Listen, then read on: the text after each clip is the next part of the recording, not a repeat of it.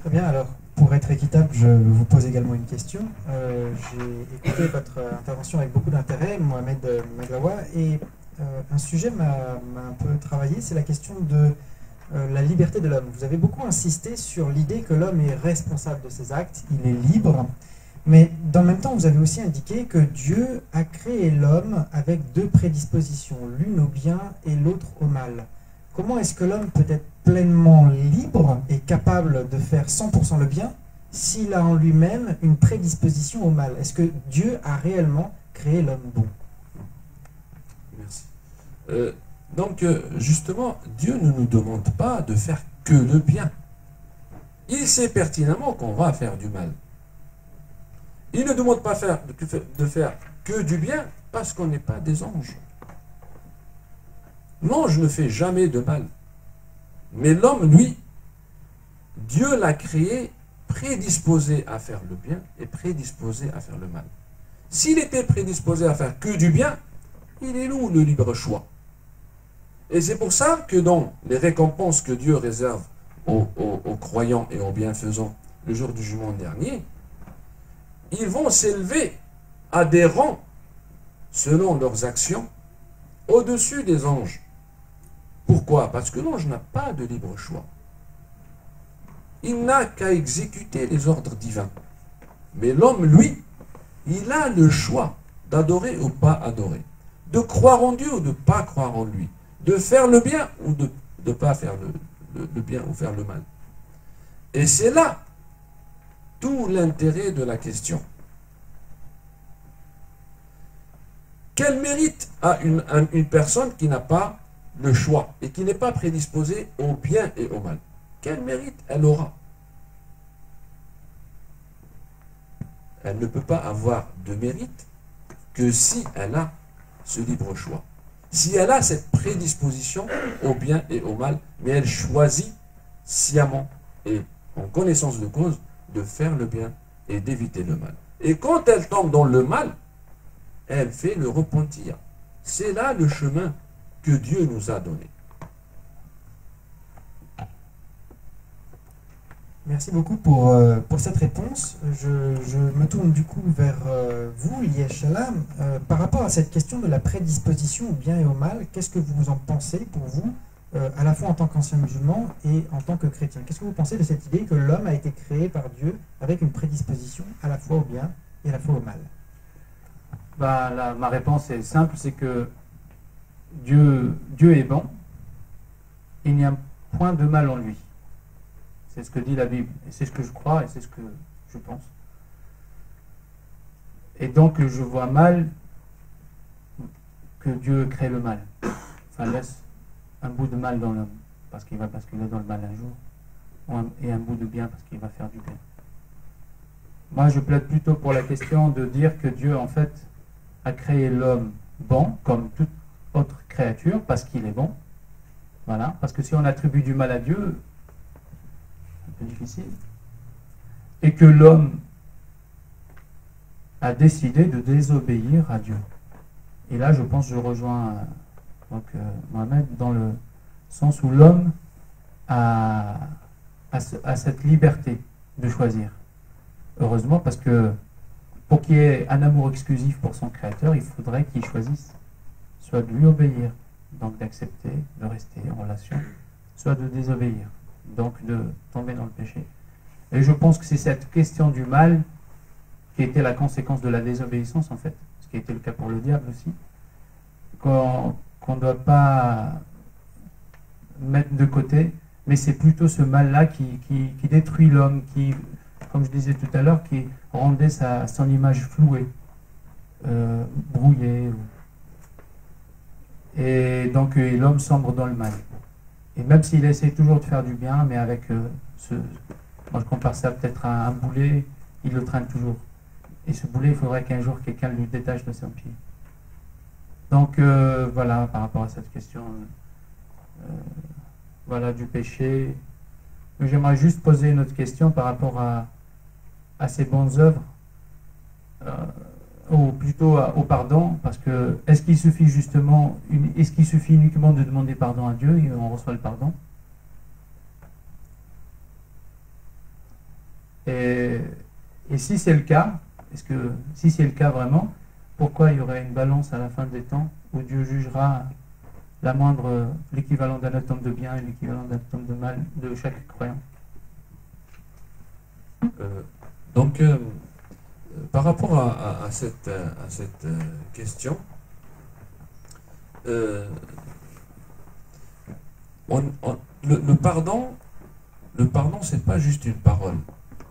On a dit tout à l'heure, peut-être que je l'ai survolé un petit peu, c'est que la personne, elle demande pardon à Dieu et arrête de faire le mal qu'elle était en train de faire. Et on a dit tout à l'heure dans le verset, Dieu sait ce qu'il y a dans les poitrines. C'est-à-dire, il sait ce qu'on pense sincèrement. On peut tromper les gens. On peut mentir. On peut ne pas être sincère avec l'homme. Mais avec Dieu, on ne peut pas. On ne peut pas on ne peut pas mentir. On peut mentir à tout le monde, mais Dieu, c'est lui qui nous a créés et il sait, dans les plus petits détails, ce qu'on pense, ce qu'on a fait, et si on est vraiment sincère dans notre repentir et dans notre demande de pardon. Et c'est pour ça qu'à travers les textes du Coran, il est rappelé que ceux qui font le repentir et arrêtent de faire le mal et substituent le mal par le bien, c'est ceux-là à qui Allah va accorder le pardon. Voilà. Merci Mohamed Maglawa. Alors vous avez encore un peu plus de temps de parole par rapport à l'Yeshala. Alors je me permets de vous poser une question car votre exposé m'a... Non, justement au contraire, vous ne parlez pas assez. Votre exposé m'a beaucoup intéressé et il y a un point que j'aimerais soulever dont j'ignore totalement ce qu'en dit le Coran. C'est par rapport à la question de la mort. Dans la théologie biblique, il apparaît que la mort est une conséquence de la chute et c'est parce qu'un homme a péché que la mort s'est appliquée à toute l'humanité. Est-ce qu'il en est de même dans le Coran? Est-ce que la mort est une conséquence du péché? Et si oui, alors pourquoi est-ce qu'il n'y a pas davantage d'hommes saints à ne pas mourir? Pourquoi est-ce que tout musulman meurt comme tous les autres hommes? Parce que justement, la mort fait partie de la création. Toute créature, et en notamment l'homme, est soumise à cette mort, à cette fin de vie. En fait, dans la philosophie musulmane, la vie que nous vivons, qu'elle soit longue ou courte, c'est notre période à chacun d'épreuve.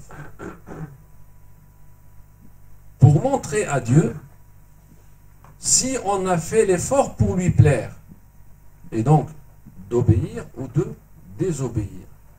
Donc la mort, pour nous musulmans, n'a rien à voir avec le péché originel. N'a rien à voir avec ça. Dieu a créé d'autres créatures qui ne meurent pas dans la vie d'ici-bas. Elles mourront, il les fera mourir à la fin des temps, c'est-à-dire les anges.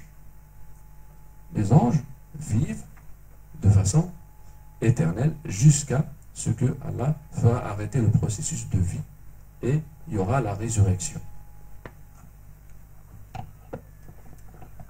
Merci beaucoup. Alors nous passons maintenant au temps de questions-réponses entre le public et les orateurs. Nous avons beaucoup de chance car les deux orateurs ont égalité de temps de parole. Vous pouvez donc poser une question, si possible le plus courtement possible, afin que chacun puisse poser ses questions.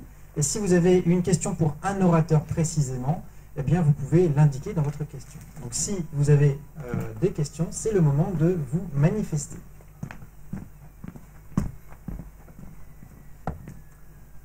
Moi, c'est un peu au niveau l'aide.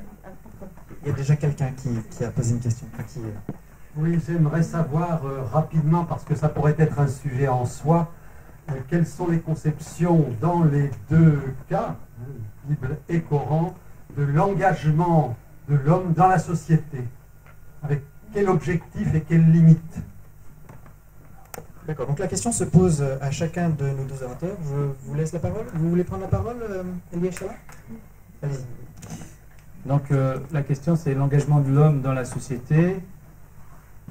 Comment Objectif et limite. Objectif et limite.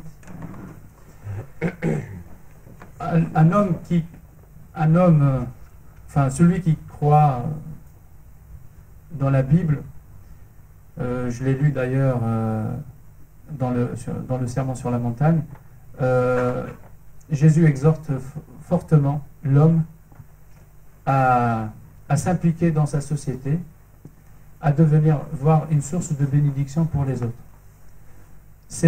Il a renversé carrément l'ordre des choses, dans la mesure où un homme, un chrétien qui croit, va pas porter donc atteinte à son prochain, ni à tous ses biens, mais au contraire, il va le considérer comme Dieu le considère. Donc c'est ça l'objectif. Et c'est vrai que si on parle des limites, on va dire que toujours ce péché qui revient, qui pollue les relations, et ce péché peut créer un obstacle devant cet objectif, mais l'homme, toujours, celui qui croit persévérera. Il va persévérer pour mener à bien ce à quoi Dieu l'appelle. Et moi je trouve ça formidable parce que,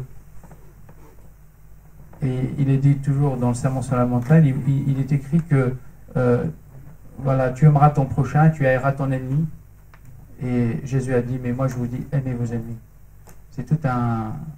Ça, je ne pense pas que quelqu'un d'autre l'a dit. Et c'est pas uniquement en parole, mais aussi en geste. Et c'est pas uniquement un appel, c'est-à-dire une exhortation de la part de Christ, mais aussi Jésus l'a fait. Parce que lui-même a pardonné à ceux qui l'ont persécuté. Donc l'objectif du croyant, c'est toujours de faire ce que le Seigneur recommande, notamment être en paix dans sa société, être une source de bénédiction pour sa famille, être en bonne relation avec son prochain. Voilà. Merci Yeshala. Je laisse la parole à Mohamed Maglawa sur cette question. Quelle est la part d'engagement de l'homme dans la société? Quel est l'objectif et quelles sont les limites? Donc dans cette rubrique, Dieu dit dans le Coran, nous vous avons créé de mâles et de femelles, et on a fait en sorte que vous soyez des peuples et des tribus pour que vous vous entreconnaissiez. Et le prophète a dit, le musulman est comparé à la pluie. Là où elle tombe, elle apporte ses fruits. Maintenant, c'est des textes. C'est des textes qu'un musulman digne de ce nom doit appliquer. Le problème de la communauté musulmane, et je n'ai pas peur de le dire, parce que je le dis dans les prêches de vendredi, je le dis partout, ce qui brouille un petit peu ce message divin et prophétique, c'est l'action des musulmans actuels. Les musulmans actuels, franchement, dans la plupart des cas, dans leur majorité, et je suis très désolé de le dire, mais c'est un fait, il faut le dire, il faut avoir le courage de le dire pour qu'on puisse changer. Eh bien, cette participation sociétale, elle est en deçà, mais loin, vraiment loin, des aspirations du message prophétique et divin. Voilà ce que j'ai à dire. Au niveau texte, il y a, si vous voulez, une ambivalence où il y a une non-concordance entre les textes et la vie du prophète et la vie des compagnons, tels qu'ils l'ont vécu, et la vie des musulmans aujourd'hui, dans leur société respective, qu'ils soient minoritaires dans cette société ou qu'ils soient majoritaires. Merci. Alors, est-ce qu'il y a une autre question dans le public? Tout à l'heure, une question s'était manifestée devant. Alors, c'est une une question purement linguistique. J'ai trouvé intéressant ce que vous avez expliqué sur Adam et Ève, et vous avez parlé du pronom, qui avait une dualité. Est-ce que vous pouvez donner un exemple dans la langue et pour la transcrire? Parce que j'ai une formation de linguiste et ça m'intéresse. Donc la question s'adresse à Mohamed Maglawa par rapport au Coran. Alors, par rapport au Coran ou par rapport à l'arabe, par rapport au Coran, ça marche pas. Par rapport au Coran ou par rapport à la langue arabe, parce que le Coran a été révélé en arabe, et donc ça obéit aux règles linguistiques d'arabe. Donc quand on dit en arabe je dis ana. Ok? Quand je dis tu au singulier, je dis anta. Mais si je m'adresse à une fille, je dis anti. Tu, mais anti. Ok? Si je m'adresse à deux personnes, un homme, une femme, deux hommes, deux femmes, je dis antuma. Et donc quand je conjugue le verbe, ça doit suivre. Dieu leur a interdit de manger de l'arbre. La ta'kula, en dualité. La taqraba hadihi shajara. Ne vous approchez pas de cet arbre. Tous les deux. Mais ce distinguo n'est pas fait en langue française. Et c'est pour ça qu'on mélange un petit peu et qu'on dit c'est Ève qui a machiné et c'est Adam, elle a entraîné Adam avec lui. Non, ça n'a rien à voir là-dedans. C'est tous les deux. Tous les deux ont eu la prescription. D'accord? Et tous les deux, il leur a dit Wala ta'kula min hadihi shajara. Ne mangez pas de cet arbre-là. D'accord? À vous deux. Voilà. Je ne sais pas si j'ai répondu à la question. Merci. Alors, je vois d'autres questions qui sont au centre de la salle. Merci. Merci. Je tiens déjà à saluer votre prestation qui nous a permis de comprendre certaines choses. Mais j'étais un peu désolé parce que j'ai trouvé quelques contradictions dans vos propos. Je vais déjà... Juste poser une question courte pour que tout le monde puisse poser ses questions. Donc si vous avez une question... Néanmoins, Monsieur Chala disait, nous sommes condamnés d'avance car nous sommes pécheurs. Parce que nous péchons même en pensée. Et par ailleurs, il dit, Dieu ne crée pas l'homme avec une prédisposition du mal. De l'autre côté, on pense que Dieu crée l'homme avec une position du mal. Alors, n'est-ce pas le moment Du mal et du bien. du mal et du bien? Ouais. N'est-ce pas le moment de convenir avec lui que c'est parce que l'homme a péché qu'il a cette prédisposition? Pour dire la chose de manière plus euphémiste que de dire que l'homme est né avec une position du mal. Et pour la question qui Juste, revient on va essayer de répondre chacune des questions l'une après l'autre, car moi j'ai déjà oublié la première. J'espère que, Chala, vous avez retenu la première question. On va commencer par cette première étape, donc allez-y, je vous en prie, répondez. Voilà, j'ai essayé de retenir la première. En fait, je disais que Dieu est bon, il a créé l'homme bon, mais quand l'homme a désobéi, le péché est entré dans le monde. Voilà, la conséquence du péché. C'est pas Dieu qui l'a créé, mais c'est la conséquence de la désobéissance de l'homme. Et de cela, nous tous qui sommes de la descendance d'Adam, nous avons péché.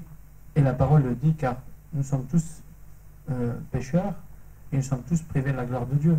Le seul qui n'a pas péché, c'est Jésus. Ça, il faut vraiment le savoir. Même le Coran le dit dans la sourate 19, verset 19. Jésus seul n'a pas péché. C'est pour ça que la mort n'a pas pu le retenir. Parce que la mort retient ceux qui ont péché.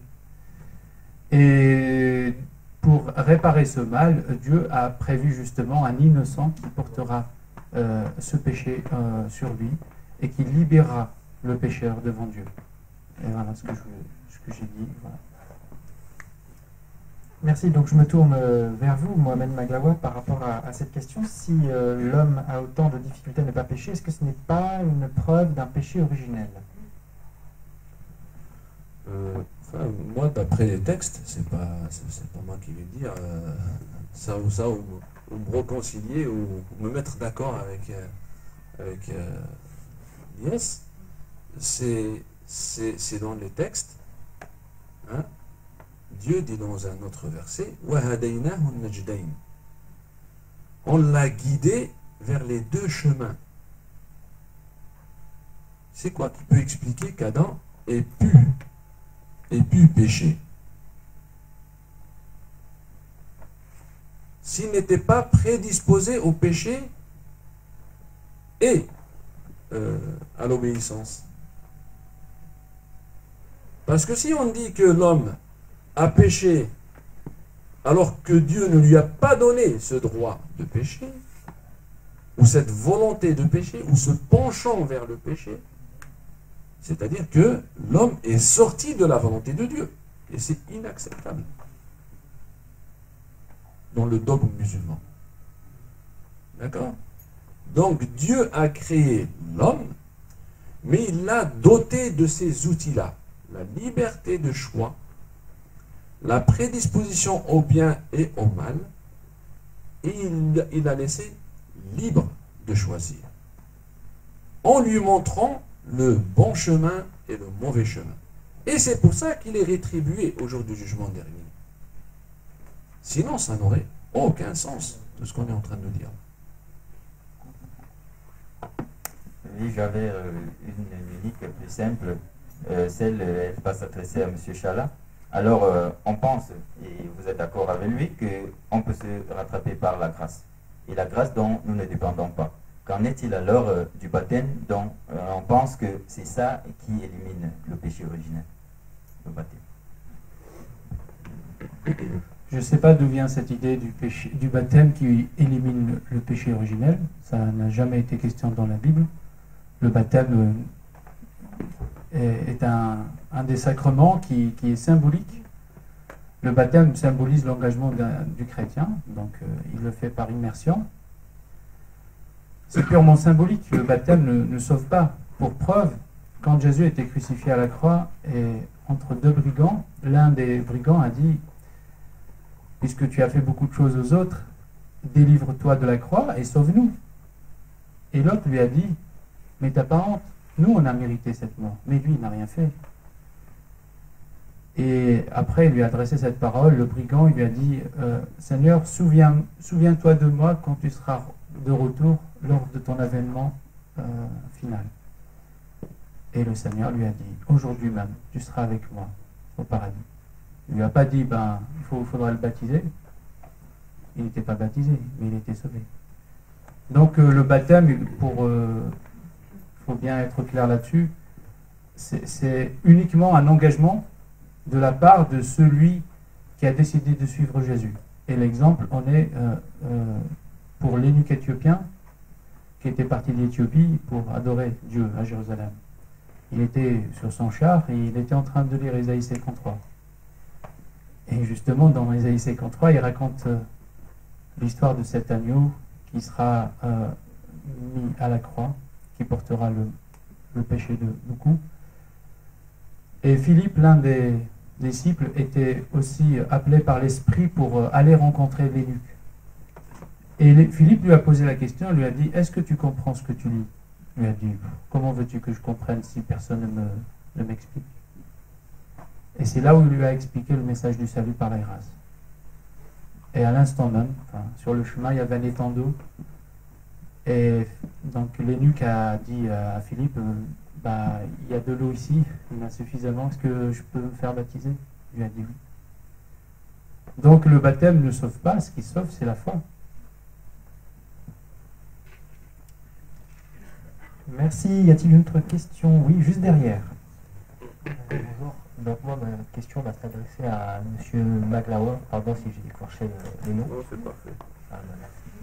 Merci. Donc ma question, elle sort un petit peu du thème, mais elle peut s'y regrouper dedans.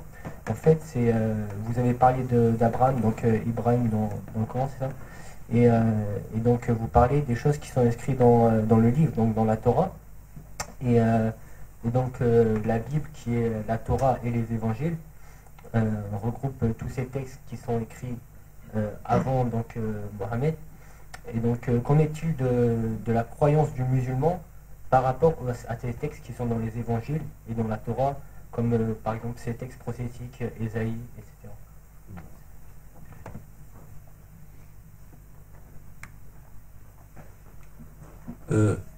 Tout musulman doit croire dans les prophètes qui ont précédé, depuis, en commençant par l'avant-dernier, qui est Jésus, qui est pour les musulmans un prophète envoyé de Dieu, jusqu'au premier prophète, qui est considéré par certains comme étant Adam lui-même. Et certains disent qu'Adam n'était pas un prophète, le premier prophète c'était Noé. Donc, tous les musulmans, on n'est pas musulman si on ne croit pas en un seul de ces prophètes. Première chose. Donc, il faut croire en tous. Deuxième chose, on croit dans les livres qui nous ont été cités, c'est-à-dire les pages ou les feuilles d'Abraham, les psaumes de David, la Torah et l'Évangile. Ceux qui ne croient pas en un seul de ces livres-là sera détaché de l'islam. Ils ne croient pas en l'islam. Ils ne croient pas en Allah. Parce que Dieu dit Ya ayyuhalladhina amanu, ô vous qui avez cru, ou ô vous croyants, s'adressant aux musulmans qui ont cru, croyez en Dieu et en son messager et dans le livre qu'il lui a révélé et dans ce qu'il a révélé auparavant. Et celui qui ne croit pas en Dieu, en ses messagers, en ses anges, en ses livres qu'il a révélés et le jour du jugement dernier, ceux-là sont dans un loin égarement. Voilà ma réponse à cette question. Y a-t-il une autre question? Peut-être. On va essayer de faire une question par personne afin que chacun puisse poser sa question. Là-bas, tout là-bas au fond de la salle, il y a une personne qui a levé la main directement. Donc, je rappelle que l'idée, c'est de ne pas commenter les interventions, c'est vraiment de poser une question pour connaître l'opinion de l'intervenant sur la question que vous posez. Allez-y. Bonjour, je voudrais vous remercier. Ma question est destinée à M. Ilyes Chala. Vous avez parlé sur Jésus était envoyé par Dieu comme un sacrifice. La question c'est que pourquoi Jésus, quand il était crucifié, il a crié mon Dieu, pourquoi tu m'as abandonné?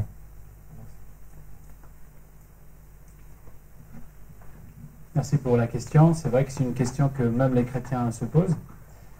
Et en examinant le texte de près, nous allons découvrir que cette parole était identifiée dans le psaume 22, donc qui était aussi les psaumes de David. Et dans cet épisode, je voulais dire que Jésus montrait aussi son côté humain qui souffre. Et Jésus était un homme, 100%, mais il était aussi Dieu. C'est pour ça qu'il n'a pas péché. Parce que celui qui ne pêche pas, celui qui est parfait, il n'y a que Dieu qui est parfait.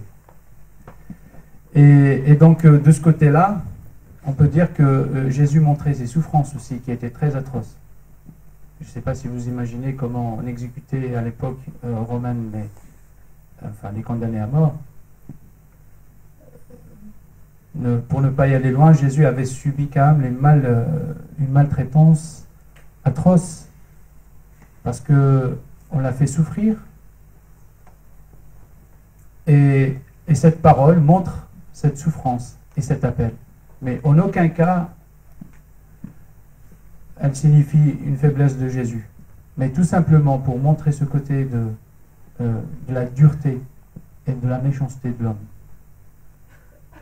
Voilà. Merci. Y a-t-il une autre question ici, juste devant?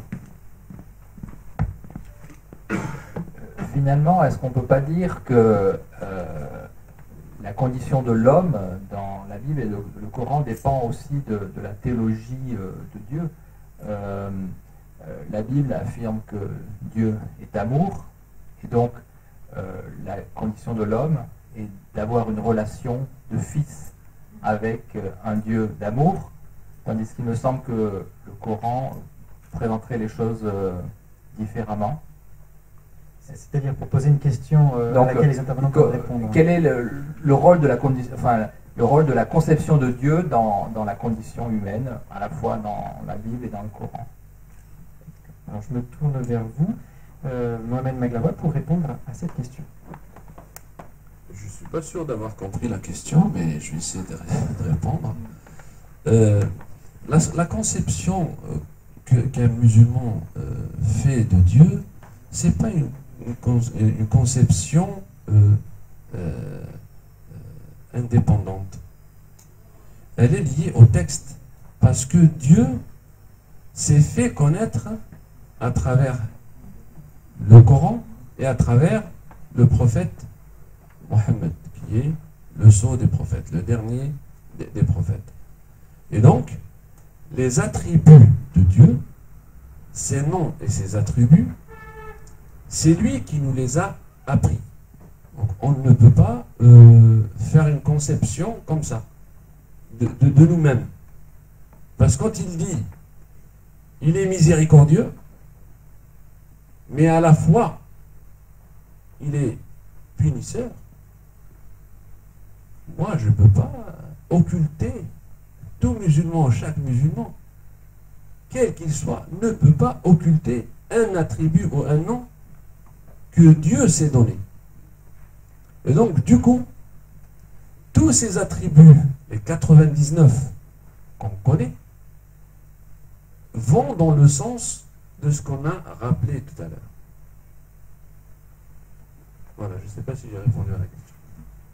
Merci. Alors je me tourne vers vous, Lieshala. Donc si je me permets de me faire l'herméneute de la question, est-ce que la conception de Dieu va influencer la façon dont on conçoit le rapport entre Dieu et l'homme?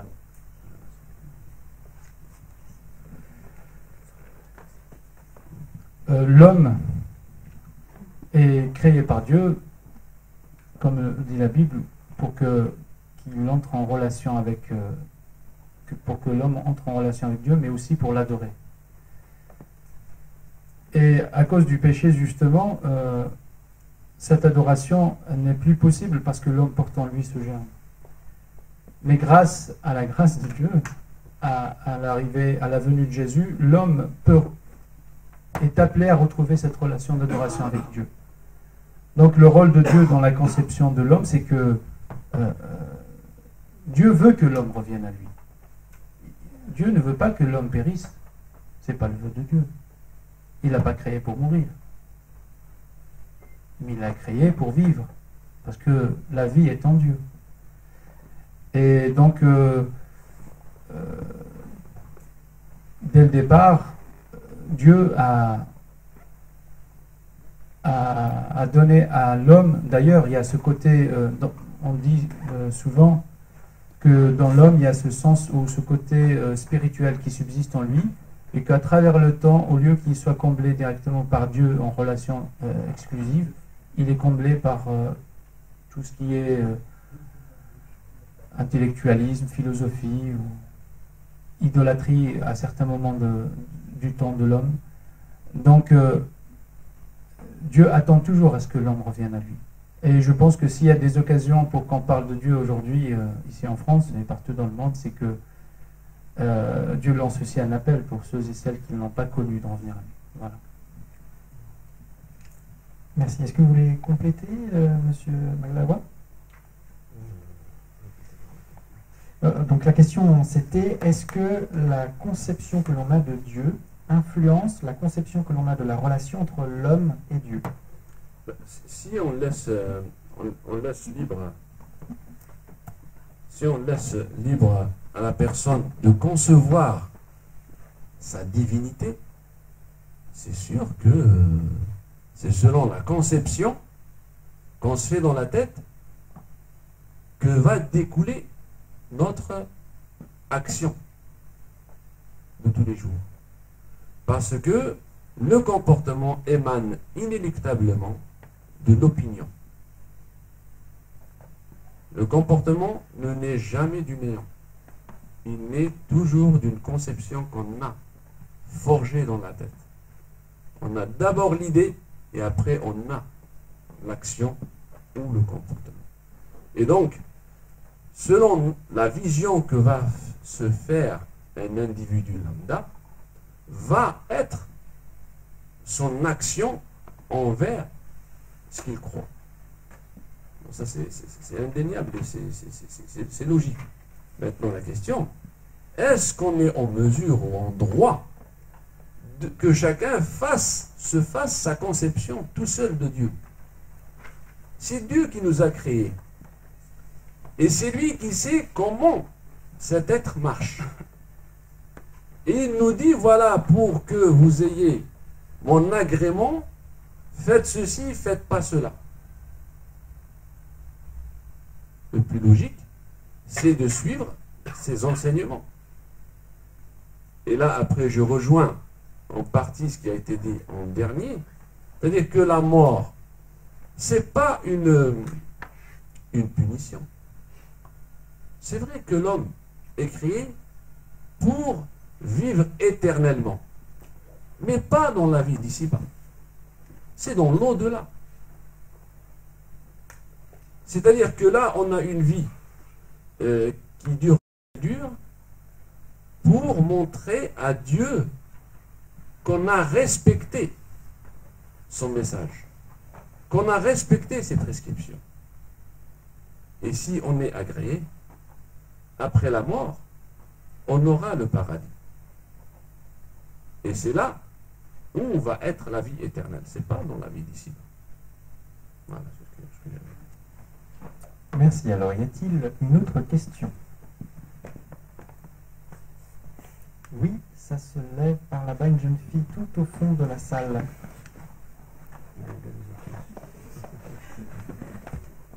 Bonsoir.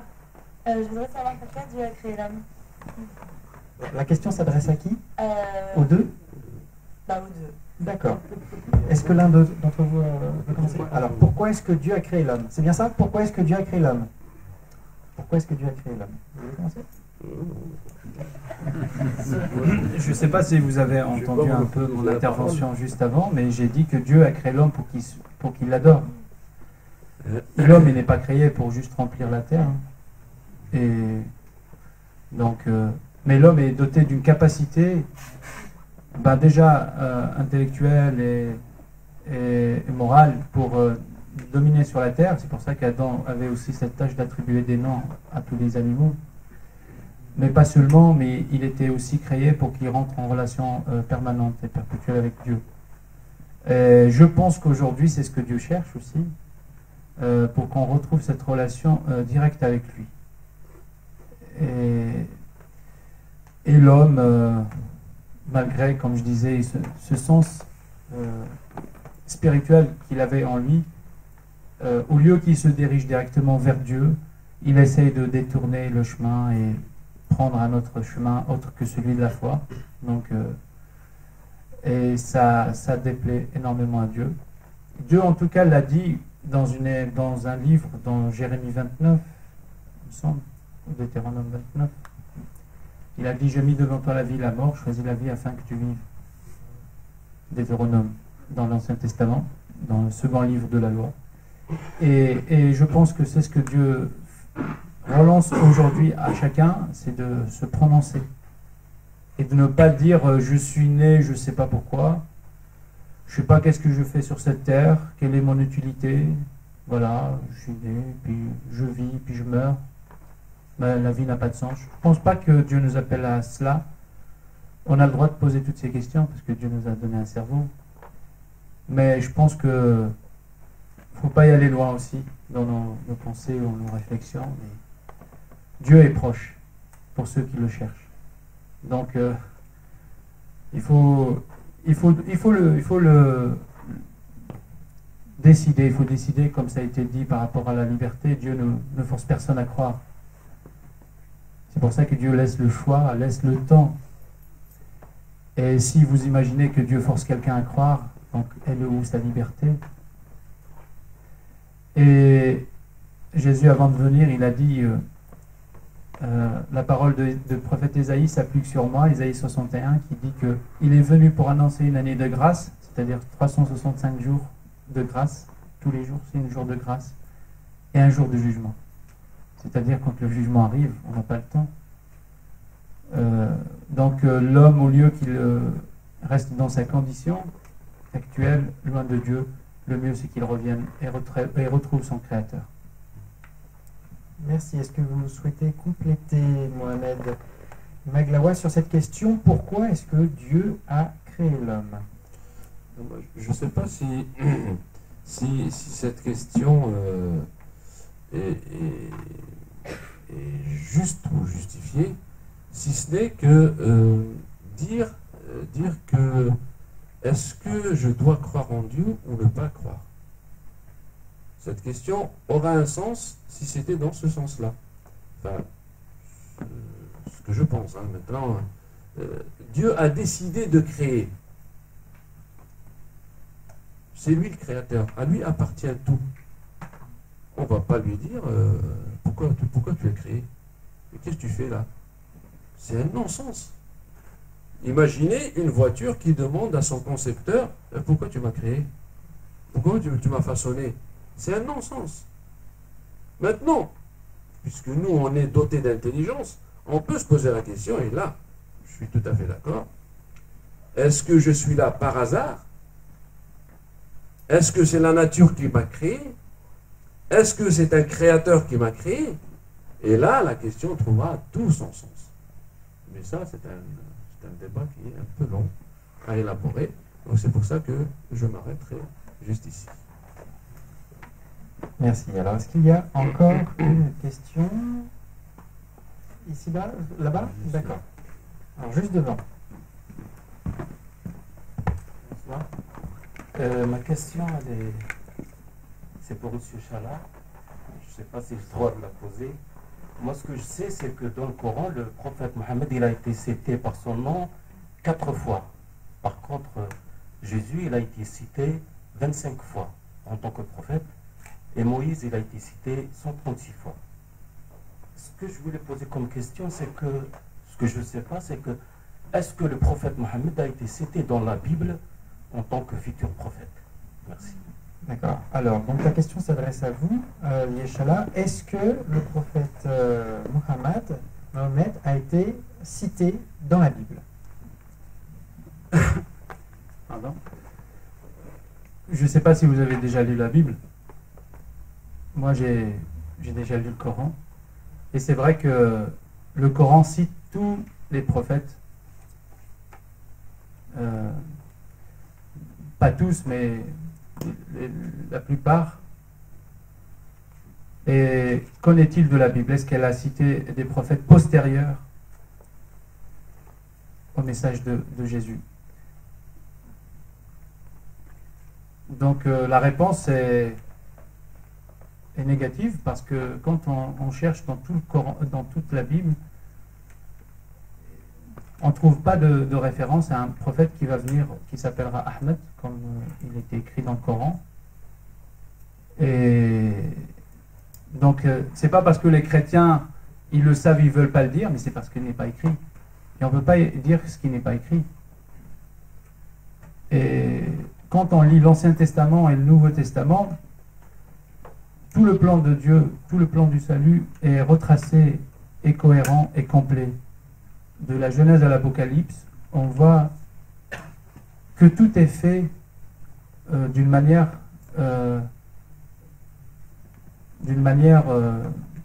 très claire.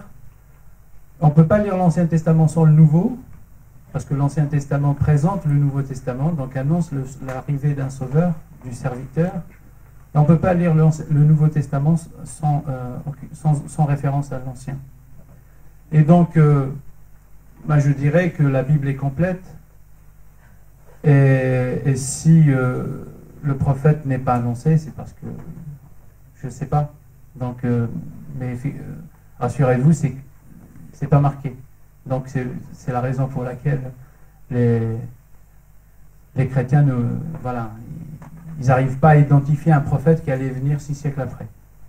Donc si vous me posez la question pourquoi, voilà, je peux pas répondre, je ne suis pas Dieu. Je pense que moi, ce que j'exhorte par contre, c'est ce que j'ai fait aussi. Moi, j'ai commencé à lire le Coran d'abord, puis la Bible. C'est pour ceux qui n'ont pas encore lu la Bible, qui lisent ce livre. Et c'est à chacun de comprendre ce que Dieu va lui dire. Et sans jugement, sans porter atteinte à la foi de quiconque, mais tout simplement en examinant les Écritures dans le respect de chacun. Donc, voilà. Merci. Y a-t-il une autre question, si possible, pour Mohamed Maglaoua, car le temps lui est favorable pour le moment et je vois une question dans le fond de la salle. Bonsoir. Bonsoir. J'aimerais juste diriger ma question à M. Chala à propos de... Donc vous avez dit que Jésus-Christ était venu pour en quelque sorte expier les péchés de l'homme et endosser disons la responsabilité de pécheur de l'homme. J'aimerais vous demander qu'en est-il des prophètes précédents Jésus, quel a été leur rôle et sont-ils venus également en expieur de péché? Sont-ils venus expier les péchés ou sont-ils venus guider, entre guillemets, guider vers le droit chemin? Voilà, quelle est la différence, disons, et quelle est la différence de jugement des hommes qui ont vécu avant Jésus-Christ? D'accord, merci. Donc la question, si je peux la résumer en quelques mots, c'est, sachant que Jésus-Christ est venu pour expier les péchés des hommes, est-ce que les prophètes qui ont été antérieurs à Jésus-Christ ont joué le même rôle ou un autre rôle, à savoir notamment celui de guide? Je vous laisse la parole.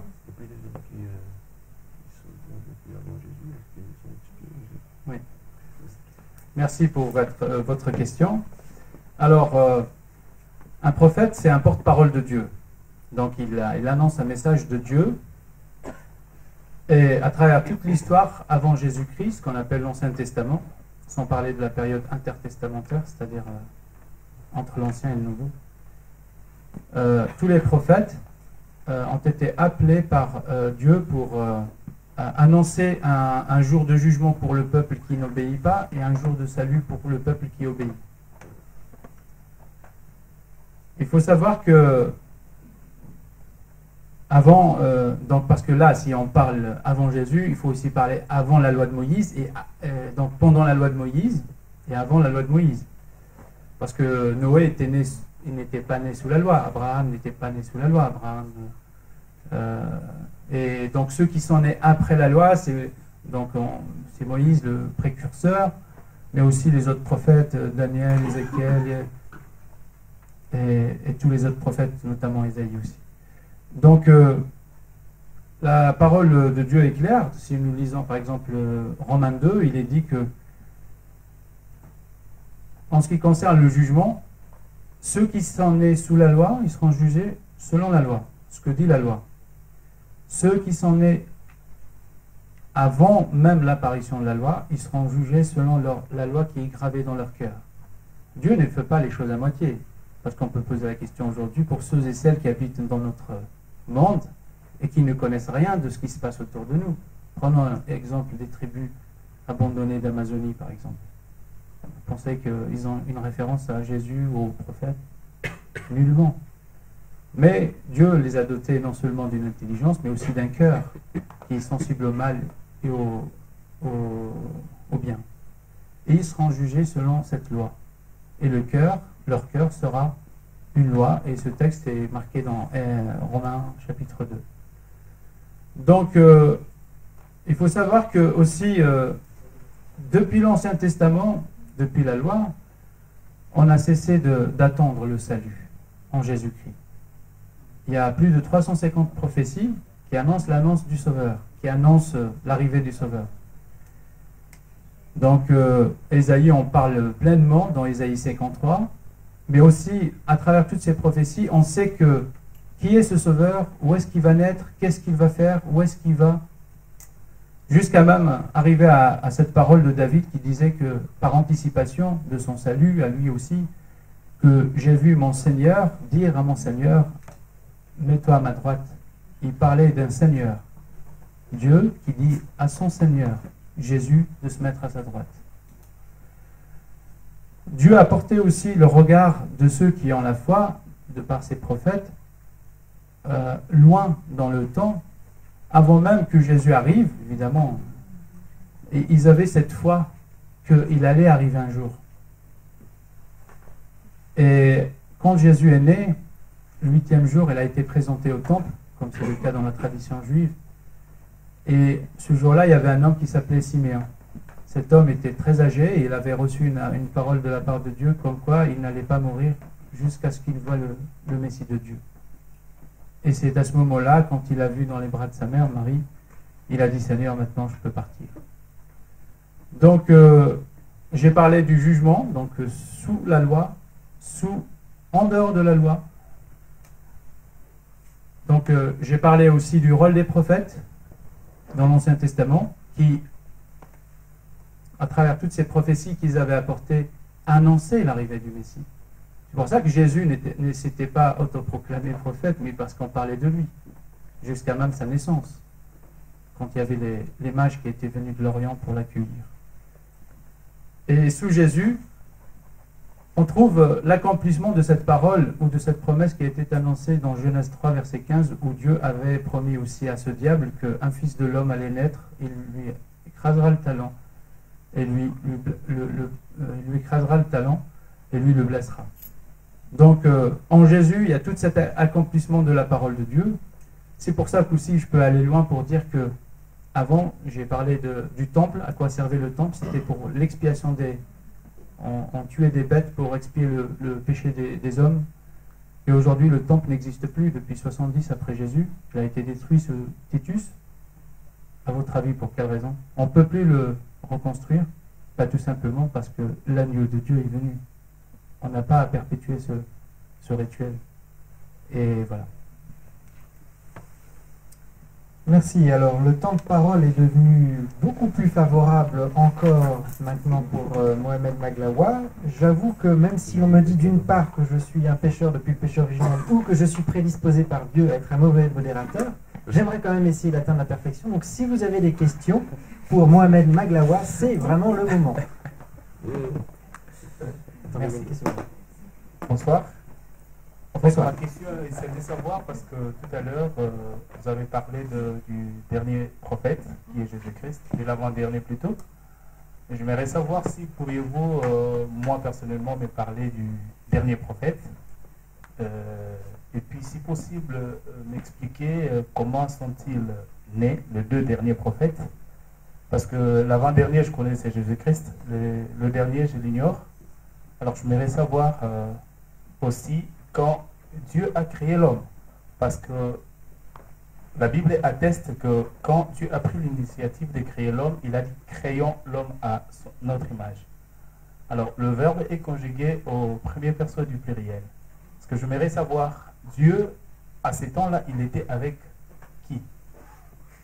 D'accord, donc la question, si je comprends bien, c'est dans le texte, en tout cas dans le texte de la Genèse, il est écrit « créons l'homme » au pluriel, et par conséquent, la question qui se pose, c'est est-ce une personne ou plusieurs personnes qui ont créé l'homme? Je vous laisse la parole, Mohamed Maglawa.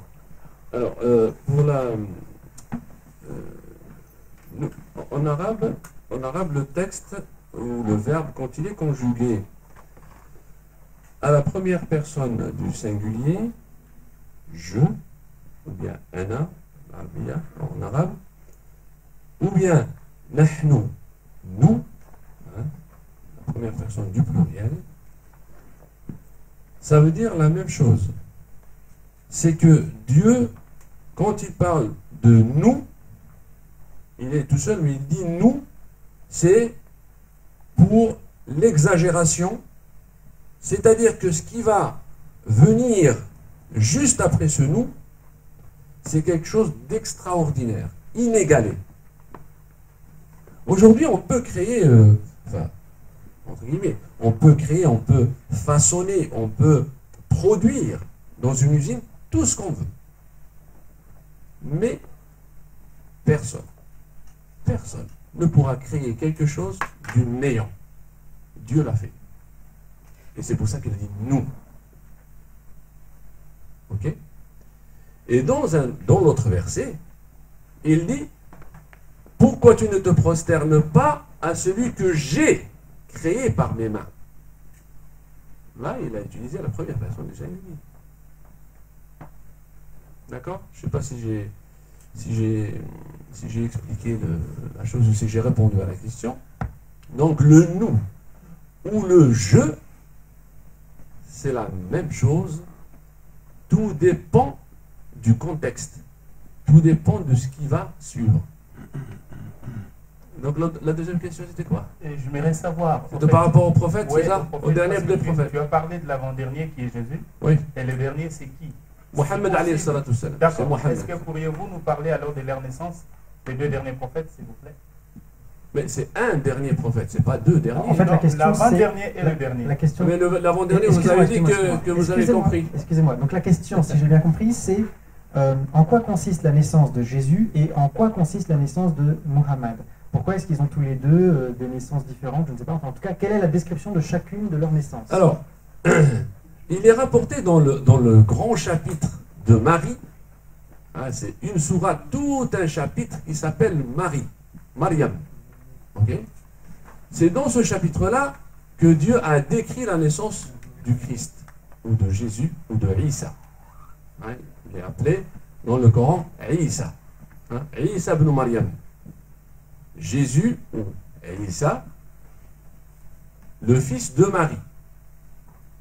Il est né sans père. Et d'ailleurs, Marie a failli s'évanouir. Elle était très mal. Comment elle, qui était isolée, en retraite complète des hommes, va venir à ses concitoyens avec un être sans qu'elle soit touchée par un homme? C'était énorme. Elle avait peur qu'on l'accuse d'adultère. Et donc, quand elle a vécu cette période-là, l'ange Gabriel, qu'Allah a envoyé, que Dieu a envoyé, l'a rassurée. Il lui a dit, présente-toi avec cet enfant. Et n'aie crainte. Et ne parle pas. Parce que dans d'autres endroits du texte, du Coran, Dieu préserve le croyant et le défend. D'accord? Elle était en confiance. Et elle croyait vraiment en Dieu, profondément en Dieu de tout son être.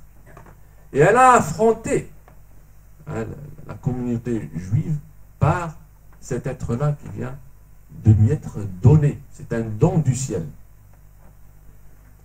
Et quand ils lui ont reproché, comment as-tu osé faire ça? C'est lui qui a parlé. C'est lui qui a parlé.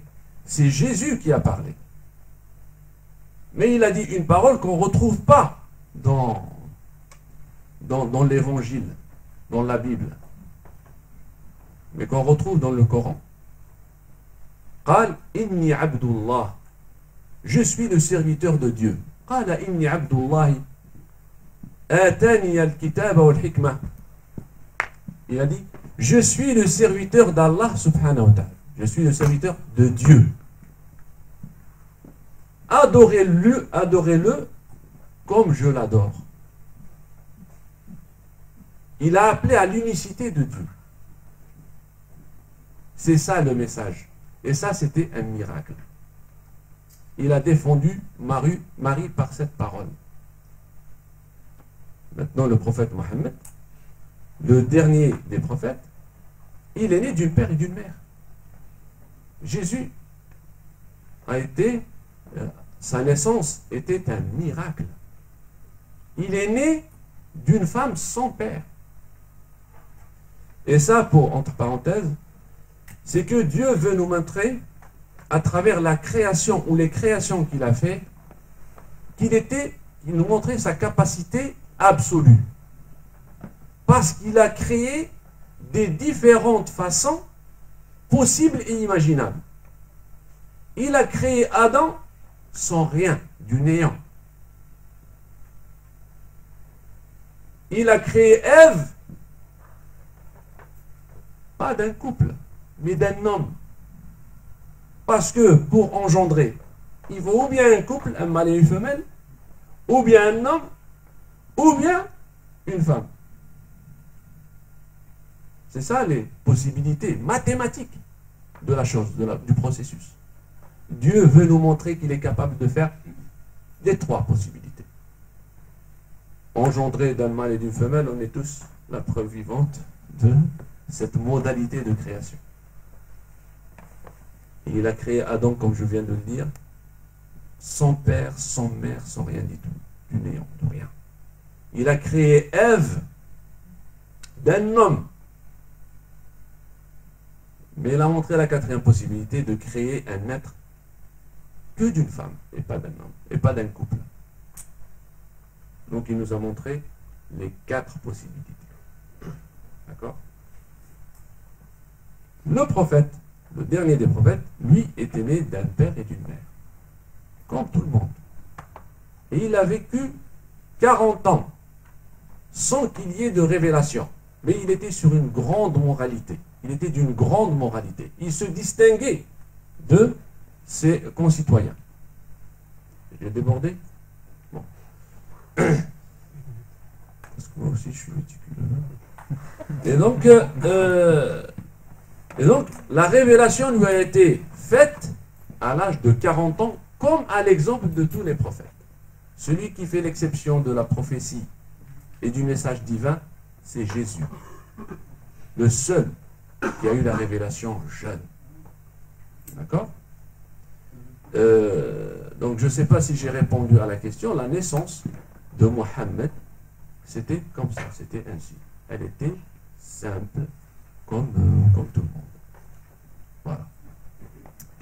Merci bien, je crois que Dieu m'a prédisposé à être un modérateur parfait ce soir, car il n'y a que 30 secondes d'écart entre les deux orateurs. Merci à vous. Merci à vous deux, merci à Lies Chala, merci à Mohamed Maglawa, merci à tous pour votre présence. Je rappelle que demain, il y a une soirée à nouveau, demain ici à la même heure, sur le thème de la neutralité de la recherche, et vous êtes bien entendu les bienvenus pour y assister également. Je rappelle que pour toutes les informations complémentaires concernant les forums Veritas, eh bien, vous pouvez visiter le site internet forumveritas.eu. Je vous remercie tous à nouveau et je vous souhaite une très bonne fin de soirée. Merci bien.